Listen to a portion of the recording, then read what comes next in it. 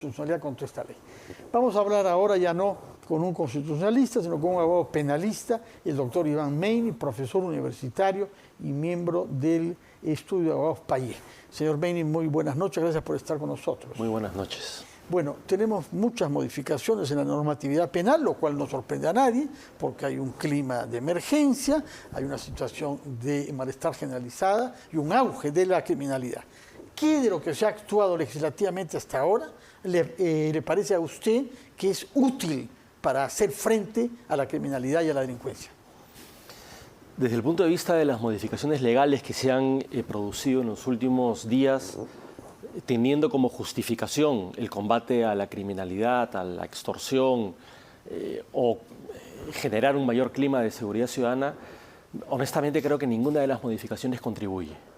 Por el contrario, las modificaciones que han habido, y uno podría empezar con básicamente dos, una a la que se ha hecho referencia en la entrevista al magistrado del Tribunal Constitucional, referida a si es realmente el Ministerio Público, como dice claramente la Constitución, quien tiene que dirigir desde un inicio la investigación de los delitos, o si, como se ha modificado legalmente, es la policía quien tiene que encargarse, al menos de manera operativa y con cierta autonomía, de las diligencias preliminares. Eso, o esa ley, desconoce no solamente lo que dice la Constitución, sino también la propia lógica de las investigaciones.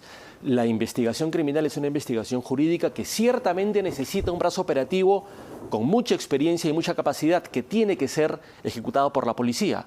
Pero quien dirige desde un inicio la investigación es, por mandato constitucional, el Ministerio Público. Y creo que la otra modificación legal que ha generado excesiva controversia, y creo que justificada, es la que modificó la ley de crimen organizado. Tanto aspectos sustantivos, es decir, el concepto del delito y los requisitos para hablar de una organización criminal, como aspectos procesales, sobre todo vinculados a la necesidad de que en un allanamiento o incautación, por ejemplo, esté presente el abogado de la persona afectada. Dos puntos entonces en lo penal y uno en lo constitucional, que uno se aclaró del señor Gutiérrez Tice, que va a ser objeto de una decisión de ellos, de manera que sobre ese tema estamos protegidos por esa institución. Pero los otros dos temas que se han plasmado en ley ya son bien complicados. Explíquenos qué cosa quiere decir crimen organizado y de qué manera se puede aplicar ahora, porque se ha modificado y muchos consideran que se ha suavizado la norma. De hecho, acá lo que más choca naturalmente es que el primero que pidió que se aplique en su beneficio la modificación que había sido hecha fue el principal promotor de la ley. Es decir, el mismo principio que hablábamos sobre el Tribunal Constitucional. El justiciable que tiene capacidad para mejorar los términos en que se realice el proceso en el cual es justiciable precisamente. Que sea el caso del Congreso en el TC o que sea el caso de congresistas o de un partido como es Perú Libre, que como tal venía siendo investigado como organización criminal. ¿Cómo explicaría usted qué es lo que se ha cambiado y por qué razón es que los cambios perjudican a la acción penal? Bueno, el concepto de criminalidad organizada, desde el punto de vista legal, porque en doctrina se puede discutir, de alguna manera viene presentado por la Convención de Palermo, sí, que desde el año 2003 está en vigor en el Perú. Y esa convención, que es un compromiso internacional asumido por el Estado peruano y por la inmensa mayoría de países, establece ciertos rasgos característicos a el grupo que la ley puede denominar crimen o criminalidad organizada. Este delito o esta construcción se regula en el artículo 317 del Código Penal, tradicionalmente. Cuando entra en vigor la ley 32.108, que es esta ley que modifica la ley de crimen organizado, modifica también los requisitos para considerar a una organización criminal como tal. Básicamente incorpora tres trabas. La primera establece que solo se puede hablar de una criminalidad organizada u organización criminal cuando los delitos para los cuales las personas se organizan están sancionados en el Código Penal con una pena que debe ser mayor a 6 años. Con lo cual, se dejan de lado los delitos de tráfico de influencias, algunos delitos de estafas agravadas, hurtos agravados y otros delitos que son frecuentes y graves. Segunda traba, se quitó uno de los 4 verbos rectores del delito. promover una organización criminal. Se mantuvo constituir una organización, organizarla e integrarla. Pero la interpretación que la jurisprudencia peruana le había dado al verbo promover, que ya no está, es la de un comportamiento posterior a los otros tres verbos y que permitía incorporar ahí comportamientos que no están hoy día adecuadamente tipificados. Y en tercer lugar, se incorporó como una exigencia legal que la organización criminal persiguiese como finalidad controlar una cadena de valor en la economía o mercado ilegal para obtener un provecho patrimonial. Y eso es un requisito que ha generado demasiadas trabas porque si bien uno puede pensar que las organizaciones criminales tienen por finalidad obtener un lucro, hay algunas que se disfrazan, por ejemplo, con ciertos matices de organizaciones políticas, organizaciones de corte legal, que va a ser difícil probar eso. Por tanto, estos tres elementos son los que la ley 32.108 incorporó y generaron trabas, además de las trabas, digamos, procesales, que es la presencia del abogado defensor en casos de allanamiento y incautación. Vamos a hablar sobre ese tema procesal después, porque es muy importante, ha dado lugar, y vamos a escuchar después también al director general de la Defensa Pública del Ministerio de Justicia. Nos va a decir en qué situación se hallan los abogados públicos, es decir, los abogados de oficio, que van a tener que ahora que cumplir más tareas que las que venían haciendo. Pero regresemos a la modificación plasmada en la ley 32.108. Usted dice, todos los delitos que tengan una pena menor de 6 años ya no serán considerados crimen organizado. No lo digo yo, lo dice la ley 30. Sí, por cierto, lejos de mí creer que usted lo dice, o que lo pretende, o que lo respalda.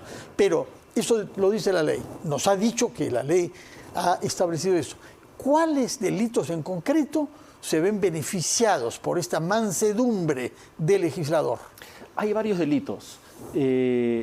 Probablemente el más importante, teniendo en cuenta los promotores desde el Congreso de esta ley y quienes al mismo tiempo están siendo investigados y han solicitado que se les aplique en propio beneficio esta ley, es el delito de tráfico de influencias, ¿no?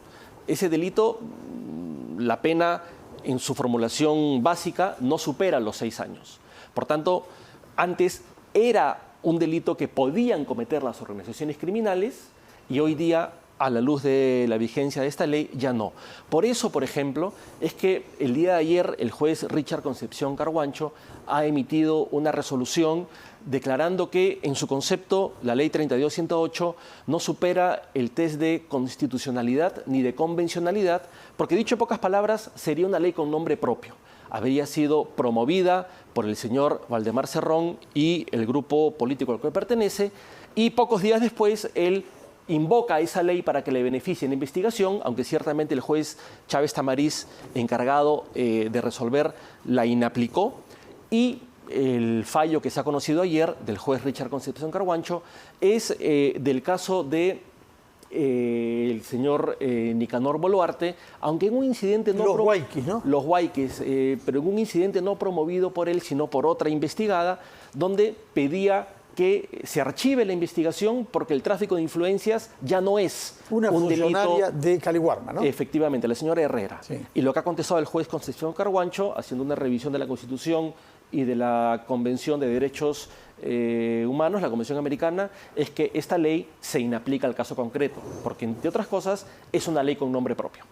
Ahora, lo que yo he visto en la argumentación de Carhuancho es también, yo tengo que priorizar una norma con más rango, y la norma con más rango es el tratado internacional que se incorpora al bloque constitucional, y no una ley que contradice la Convención de Palermo que el Perú ha firmado como Estado soberano. Es exacto ese razonamiento, inapelable. Yo creo que el razonamiento es correcto. Uno puede estar de acuerdo con ciertas formulaciones del razonamiento, pero creo que en puridad el argumento es correcto.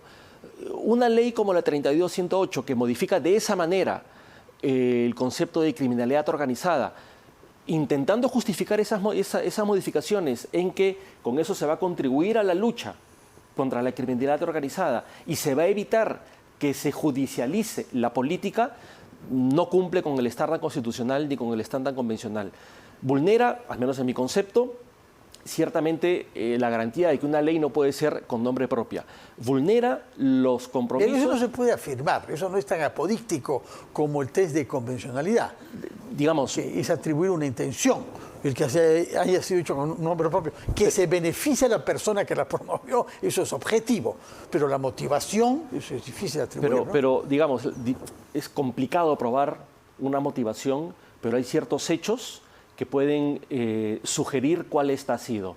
Si la ley fue creada, promovida por quienes luego, inmediatamente de que entró en vigor, la han intentado invocar y no fue observada por la Presidenta de la República, que también beneficia a su hermano y a quienes están siendo investigados con ellos, digamos, y sobre todo si no hay ninguna motivación jurídica, lógica, que justifique esta ley, entonces uno podría pensar que hay una motivación en realidad, particular. A mí me basta saber que contradice la Convención de Palermo, porque la contradice, ¿forma parte del bloque constitucional o no? Forma parte del bloque constitucional, aun cuando algún sector lo cuestione, porque si bien no es, digamos, desde el nomen juris, una convención sobre derechos humanos o fundamentales, ya la jurisprudencia de la Corte Interamericana ha determinado que los graves casos de corrupción o la corrupción sistemática afecta los derechos fundamentales y, por tanto, los tratados internacionales que versan sobre compromisos para prevenir y combatir la corrupción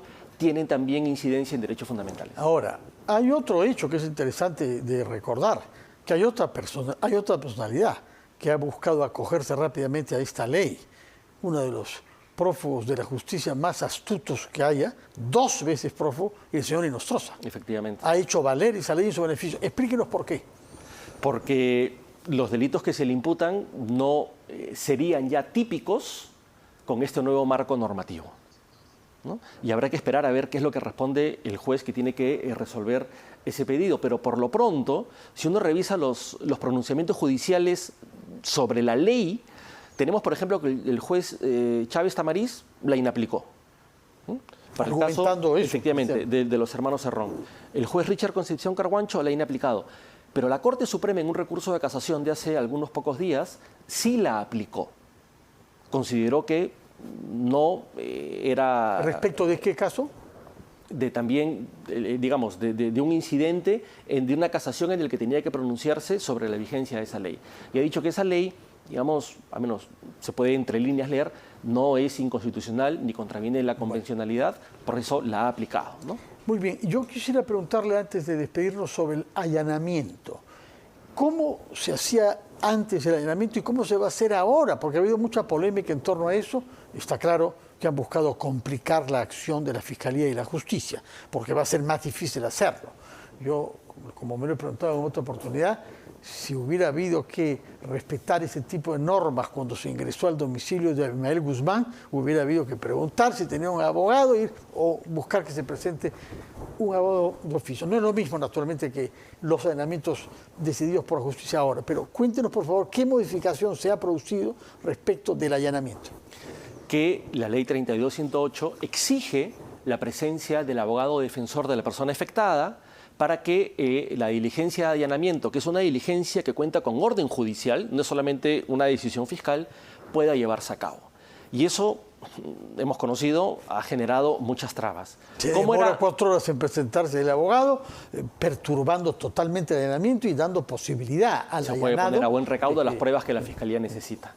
¿Cómo era antes? Que es su pregunta. Antes, con orden judicial, siempre estaba presente la Fiscalía, ayudada por la policía, y llevaban a cabo la diligencia de allanamiento, de cerraje e incautación. Y eso, los objetos, llámese computadoras, libros, USBs, teléfonos, se precintaban y había una diligencia donde se podían, digamos, visualizar. Y además, si uno revisa cómo sucede en otros países, por regla general, una diligencia de allanamiento o de incautación tiene que tener un factor de sorpresa, por razones evidentes. Si no, no funciona, ¿no? Si se notifica a la persona afectada para que a su vez se exija la presencia del abogado defensor, eso puede perjudicar. Pero ayer el Congreso, se ha presentado este dictamen para modificar, tal vez a consecuencia de la presión social, esta ley en esos extremos. Y lo que se está proponiendo en el dictamen es que ya no sea necesaria la presencia del abogado defensor, pero sí la presencia de un abogado de oficio. ¿Quién solicita que un abogado de oficio se constituya en el lugar del allanamiento? El Ministerio Público. ¿A quién solicita eso?